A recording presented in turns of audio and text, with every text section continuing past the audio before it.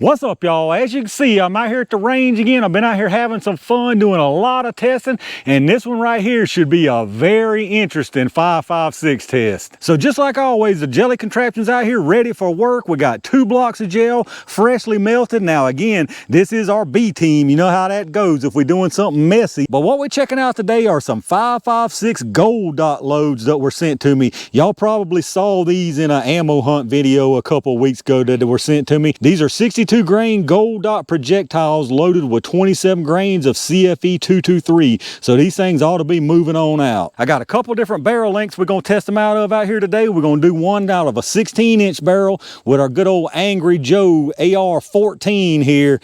As y'all can see, I'm sure some of y'all have probably seen this one before. Pretty neat little lower there. And then for a little longer option, I'm going to use my 20-inch 223 Wild with the Brandon lower on it. I haven't done a whole lot of AR jelly testing, so this one ought to be a good one. Let me get all this stuff set up and let's see what these things can do. All right, y'all, let's find out how fast these things are moving. I'm gonna do a 3-round average from each barrel length. Gonna start out with the 16-inch first. I don't have but a couple extras. That's the only reason I'm not doing 5 rounds. In case something goes wrong in the gel, I want to have an extra or 2. So we're gonna do 3 rounds through the 16-incher. 2732, 2722, and 2745. So they definitely some hot mamas for 62 grainers. Let's go check that average out. All right, so our 3-round average from the 16-inch barrel was 2,733 feet per second. Let me get this reset and let's try that 20-inch. All right, y'all, let's see if I can hold this heavy thing out there long enough to get 3 shots through it. So 20-inch, 3-round average.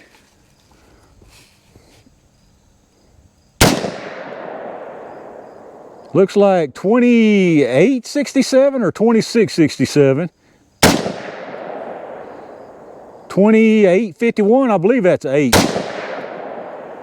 And then 2866 or 2666.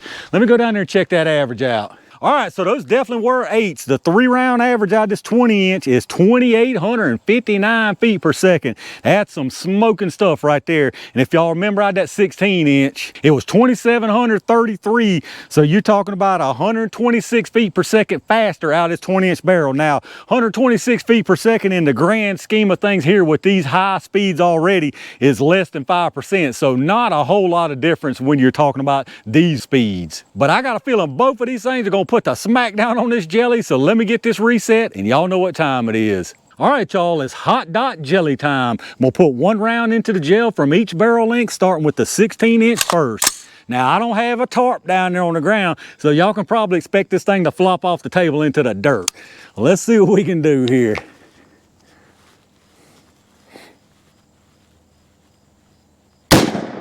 All right, exactly where I wanted to put it. Let's go make sure that thing stayed in.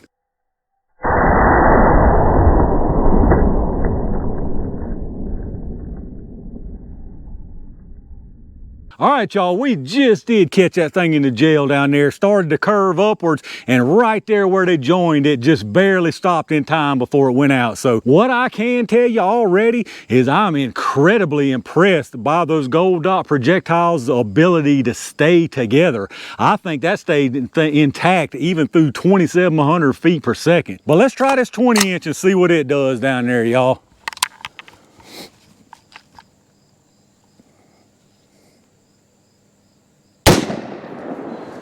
All right, definitely another good hit. Let's go down there and check that stuff out.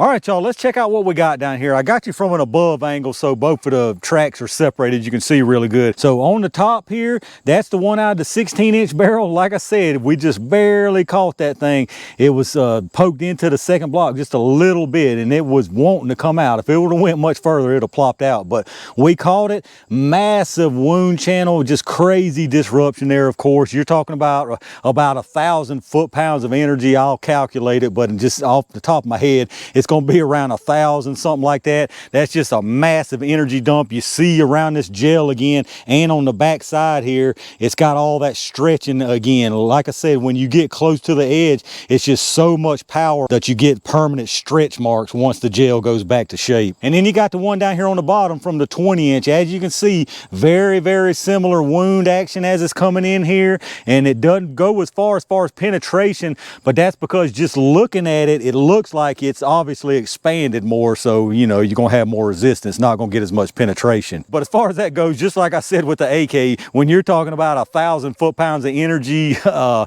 mean that penetration difference don't mean much. But as far as the penetration numbers on them, that 16-inch barrel went to 16 3/8 inches of penetration. The one out of the 20-inch went to 14.5 inches of penetration. Just another quick little closer view. Again, on top, that's the 16-inch. Down below, that's the 20-inch. So as you can see, there's that 20-inch projectile, and there's that 16-inch. Just glancing at them, it looks like that 20-inch is expanded more. And I may have spoke too soon about it keeping all its material, because I believe those little speckles there are lead. But I don't see any huge chunks, which is really what I expected to see. All right, y'all, let's take a look at these projectiles. So right here, that's the 16-inch. This one right here is the 20-inch. Now, after looking at these projectiles and looking at these wound tracks again, I think I've got to change my mind again about as far as material being shed. After looking at those tracks, that's more or less just shadows I'm seeing. Now, there probably is a little lead, but these things look like they held most of their material. All of the little petals are peeled back.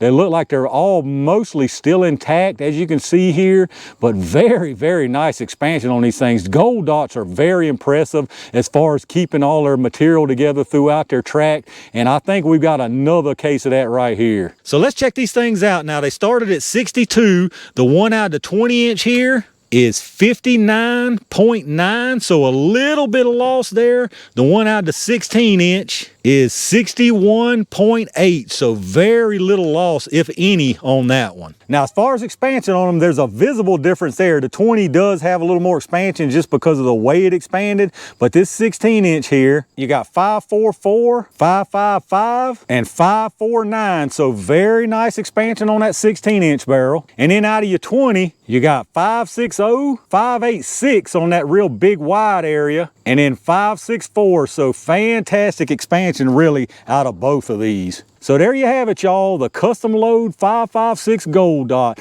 Absolutely fantastic ammo right here. I'd love to have a case of this stuff. Just great penetration, fantastic expansion, and the way that this stuff retained that material from 2,700 and 2,800 feet per second speed is absolutely fantastic.